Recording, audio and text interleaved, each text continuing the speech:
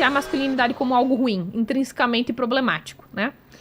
O próprio Top Gun foi acusado de ser... que os aviões eram fálicos. Meu Deus! Que os personagens eram muito masculinos e não sei o que e tal. Uma coisa que eu vivo defendendo no meu canal é o seguinte... Tem um vídeo seu que é bom, que é pra parar de se desculpar por ser homem, né? Isso. Então vamos lá. Completa com isso.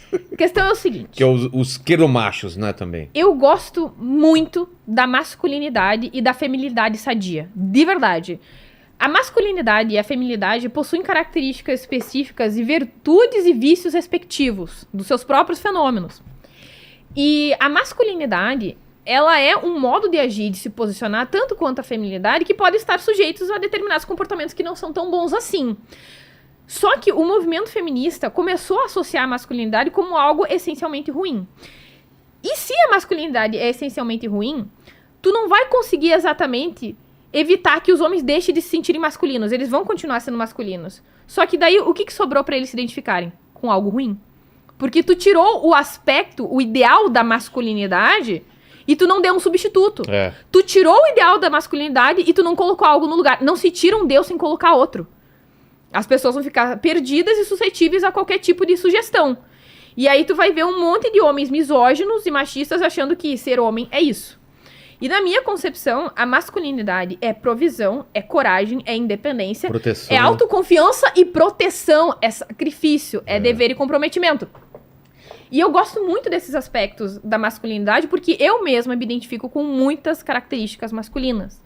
Desde criança eu sempre fui muito protetora, sempre. Sempre gostei de defender as pessoas e era um fogo que queimava e que eu tinha que segurar, em que eu me forçava a não defender as pessoas. Entendi. Sabe? Porque era algo muito mais forte do que eu. E como não defender um valor como esse? É belo, é bonito, tu tá ali pra servir as pessoas. Só que muita gente também entende que masculinidade é você só enfrentar e brigar com as pessoas. Não, significa também sacrifício, se arriscar e se sacrificar por elas, se colocar no lugar delas realmente. E aí eu vejo muitos homens masculinistas dizendo que eu não vou defender as mulheres porque a sociedade, ela é machista. Aliás, a sociedade hoje, ela é misândrica, ginocêntrica, feminista, etc. Eu não vou ganhar nada com isso. O erro começa aí. Tu achar que tu precisa fazer o bem porque tu vai ganhar alguma coisa com isso. Que não é o... Tu tem que fazer algo porque é bom, porque é certo, porque é virtuoso. E aí, olha só que engraçado. Recentemente, ontem, na verdade, eu recebi uma mensagem inbox falando assim: Selva, tu não pode defender a verdade e o bem-estar das pessoas. Tu precisa defender algo que vai te dar dinheiro. Juro pra você, foi literalmente isso que eu li. A pessoa dizendo assim, tu precisa fazer aquilo que vai te prover e te beneficiar mais. Se eu recebesse uma quantidade muito grande de dinheiro pra defender algo que eu não acredito, eu faria isso. Eu fico, meu Deus, o cara tá tentando comprar a minha alma já, eu nem tô rica. Quem que é? O cara da Blaze? Mas sei lá quem me falou isso, mas assim, gente, eu não vou vender minha alma pro diabo. Não esperou, não viu essa vindo não, né? Essa foi boa, velho. Então, eu não tô pretendendo vender minha alma pro diabo e tal. E é por isso que nesse aspecto, muitas vezes, os meus grupos opositores, digamos assim, ou os meus divergentes, acham que eu tô passando pano pra masculinista e tal. Mas é que eu não tô fazendo isso pra ganhar aplauso. Eu tô fazendo isso porque eu realmente penso que é o correto. Então, sobre a masculinidade sem ser a tóxica. Ok. Os homens naturalmente fazem os trabalhos mais perigosos. Eles são mandados para guerras e tal, e tem esse lance do homem ser mais dispensável. Sim. E a mulher é tratada como uma coisa mais sagrada e mais... Pô, ela gera vida. Então, numa guerra, quando um incêndio, qualquer coisa, mulheres e crianças, por quê? Porque elas geram vidas e são importantes, e o homem é, na teoria, mais dispensável. Tipo, isso a gente viu a história inteira. E também, atualmente, tem essa discussão também, né? Do qual é o papel do homem hoje em dia e por que ele deve parar de pedir desculpa por ser homem. Ok. Primeiro, em relação às mulheres serem privilegiadas, pelo menos em relação a determinados riscos, né? Sim. Em situações drásticas Extremas. e dramáticas extremas. Primeiro que realmente tem esse aspecto relevante quanto a ser Como geradora espécie, de vida. Como né? espécie, né? Como Porém, sobrevivência. eu penso que também tem um aspecto bem considerável, que é simplesmente enxergar que as mulheres, elas são de fato menos rápidas, menos fortes e menos resistentes. Então, No meu caso, se eu estivesse percebendo que tem uma mulher ou um homem que claramente é mais frágil do que eu numa situação extrema, eu Você vou me vai ajudar, arriscar claro. por essa pessoa. Então, muitas vezes, eu tenho um posicionamento de que não é que necessariamente os homens eles têm uma responsabilidade direta com as mulheres, mas tanto homens quanto mulheres têm responsabilidade pelos mais fracos. Pronto. Entendi. Entendeu? Então, sendo criança, homem, Velhos. velho, mulher, não interessa. Se essa pessoa está precisando de ajuda, tu vai lá e ajuda essa pessoa por uma questão ética e moral, de que ela está precisando de você e é seu dever fazer alguma coisa por ela. Pra mim, isso é o relevante. Só que tem essa questão de que, geralmente, as mulheres que são mais frágeis fisicamente do que os homens. Evidentemente, os homens, em algum momento, vão se sentir responsáveis em ajudá-las e se arriscá-las por causa disso. Mas eu me arriscaria por homens e, enfim, pra Pelo mim, Paquito- tanto faz. Com Paquito- certeza. Sério, o Paquito Eu se tenho afogando, certeza você que ele pularia pra salvar ele? Ele ia precisar da minha ajuda, com certeza. Eu falo, Paquito, eu vou chamar a Fabi aí, ela vai arranjar alguma coisa pra te salvar aí. Não, Fica com aí. certeza eu faria alguma coisa. Assim, o problema é que eu não sei nadar. Mas Sério? eu não ia te deixar sozinho, não. Aprende esse negócio aí. Sim. Um dia você vai precisar. Um dia eu vou precisar, realmente. Mas e o lance desses, o chamado esquerdo macho, né? Desculpa por ser homem, fica pedindo desculpa por tudo. Ai, eu não suporto Machismo isso. estrutural. Ó, então, isso aí tem um aspecto relevante que é de tribo também. Por incrível que pareça, tá conectado. Mas Por isso, quê? isso tem um aspecto muito relevante que o Paquito já falou sobre isso também alguma vez. No fundo, o cara quer comer a mulher e usa isso Ok. como um artifício para...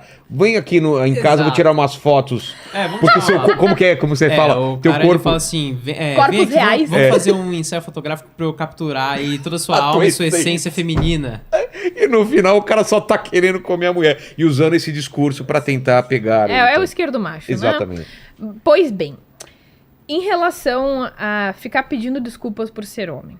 Primeiro, eu não acredito em pecado ancestral. Começa aí, tá?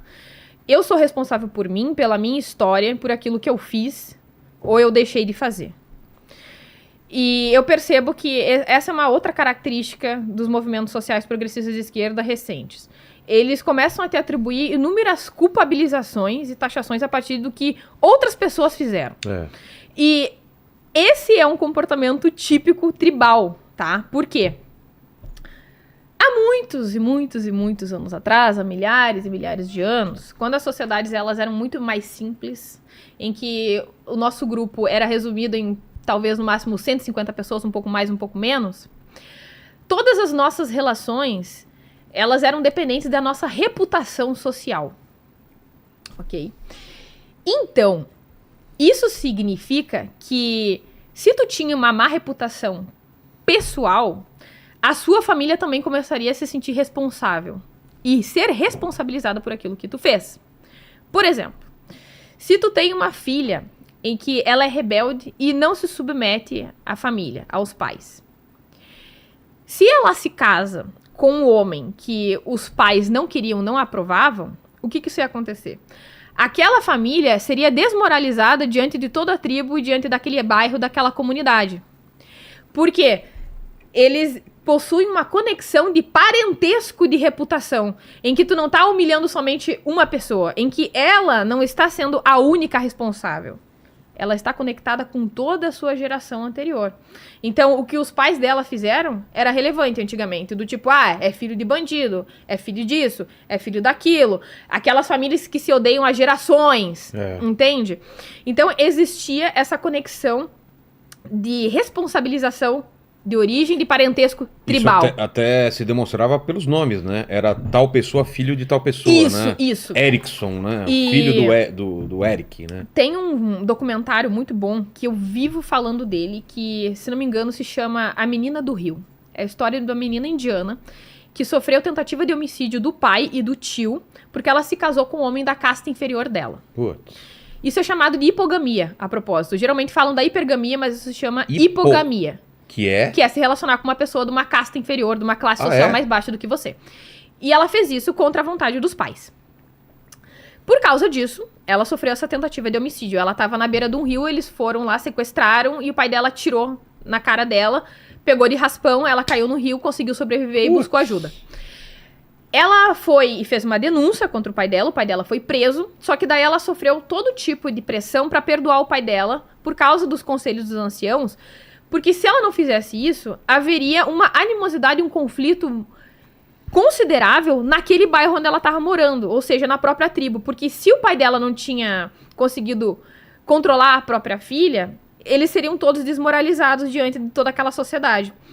Então, ela sofreu essa pressão, ela perdoou o pai dela, e houve uma entrevista do pai dela na cadeia, e ele dizendo, eu fiz o que é certo, eu não me arrependo do que eu fiz. Quando ele saiu, aliás, quando ele ainda estava na cadeia, e o repórter perguntou, mas o que a sua esposa acha disso? A minha esposa? Ela não tem que achar nada, ela é só minha esposa mesmo. Caramba. Isso é uma sociedade patriarcal. Não é uma família que possui um homem. É um homem que possui uma família, entendeu? Eles são um patrimônio dele. E aí, quando ele sai da cadeia, ele diz... Eu sabia que eu tinha feito certo mesmo, porque graças a isso, a minha reputação na comunidade tá muito maior. Porque devido a essa situação em que eu me coloquei, hoje a minha filha mais nova recebeu inúmeros pedidos de casamento e de noivado. E aí, nesse aspecto, o que a gente analisa? Que existe um sistema de incentivos que motiva esse tipo de atitude. Porque embora nós possamos analisar e pensar que isso é irracional, que é tribal, que é ultrapassado e que faz parte de todo um sistema de valores patriarcal e machista, racionalmente faz sentido, porque ele está literalmente sendo beneficiado pela própria atitude. Então, quando a gente quer mudar determinados comportamentos na sociedade, tu não pode só conseguir, tu não pode querer mexer só num aspecto. Tu precisa desestruturar aquela sociedade. Não exatamente tudo de uma vez só, mas progressivamente, estrategicamente, para que os sistemas de incentivo mudem antes, para que o comportamento das pessoas mude logo em seguida. Porque se elas são beneficiadas por isso, elas vão continuar fazendo. Entendeu? Então, eles têm essa lógica de honra patriarcal, de honra familiar, de parentesco mesmo, sabe? A minha linhagem de sangue é toda responsabilizada, não somente uma pessoa, todos os meus ancestrais. E é por isso que a gente vê, às vezes, filme antigo ou novela, tu tá envergonhando a família. É literalmente isso. É literalmente isso. Tu tava envergonhando toda a sua família. Todos perderiam a reputação social. E aí as pessoas não iriam querer fazer negócios contigo, não iriam querer se relacionar com você, não iriam querer casar os seus filhos com seus filhos também. Entende? E essa foi uma baita conquista do individualismo liberal, que rompeu com isso. Foi uma ruptura, em que agora eu sou só responsável por mim. E que a minha família fez determinada situação, determinada coisa, eu não tenho nada a ver com isso, e vice-versa.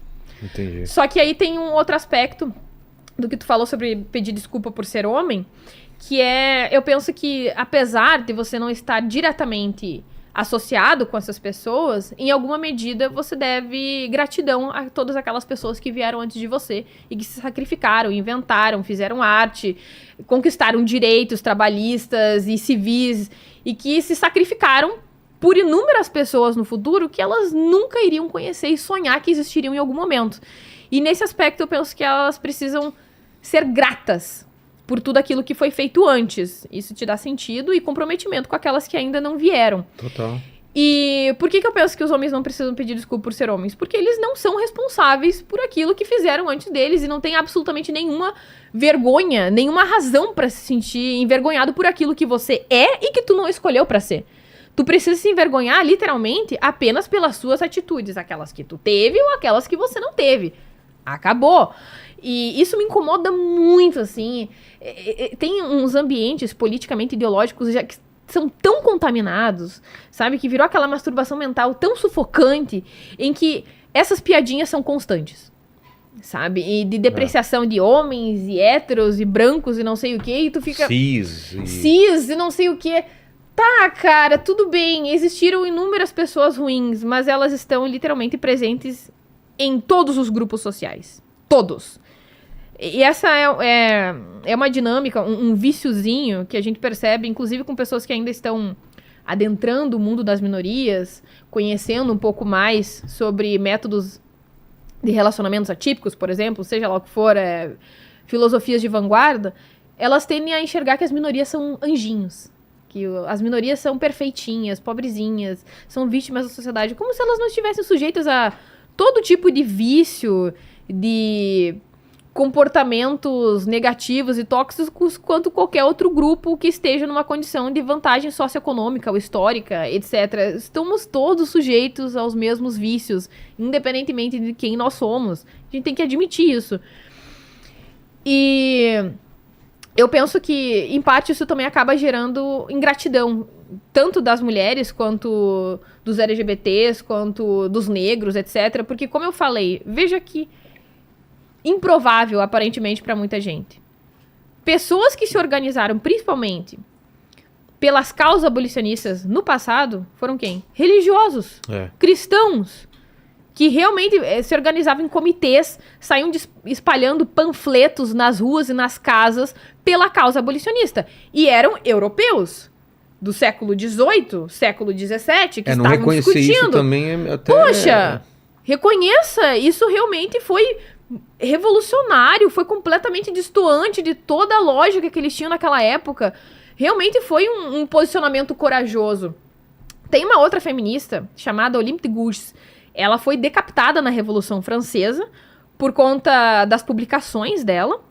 E ela também era uma abolicionista ferrenha. Ela fez parte de comitês e organizações em defesa da causa dos negros nas colônias. Era uma mulher branca, era uma mulher estudada, era uma feminista.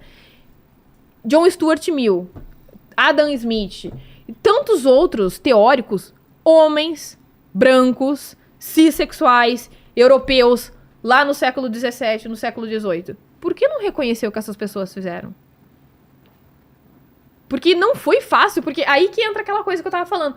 Tu tem todo mundo prontinho pra você agora. Tu tem internet, tu tem comida, tu tem direitos trabalhistas, tu consegue discutir, divergir com as pessoas, tu tem essa liberdade de expressão toda, porque tu acha que tudo foi dado pra você assim. Tá tudo prontinho, bonitinho, perfumadinho, cheirosinho, organizado, as coisas estão da forma como deveriam estar. E o indivíduo acha que sempre foi assim. Sempre foi fácil. A quantidade de gente que morreu, que perdeu reputação, que foi torturada, que foi humilhada, perseguida, ostracizada, e que inclusive estavam em condições de privilégio e abriram mão disso porque acreditavam naquilo que é certo. Tu não vai reconhecer essas pessoas? Isso é uma visão mais conservadora do que progressista, sim, né? É você reconhecer as coisas boas e pensar nas mudanças em cima do que foi construído, não destruir tudo e achar que tudo foi ruim.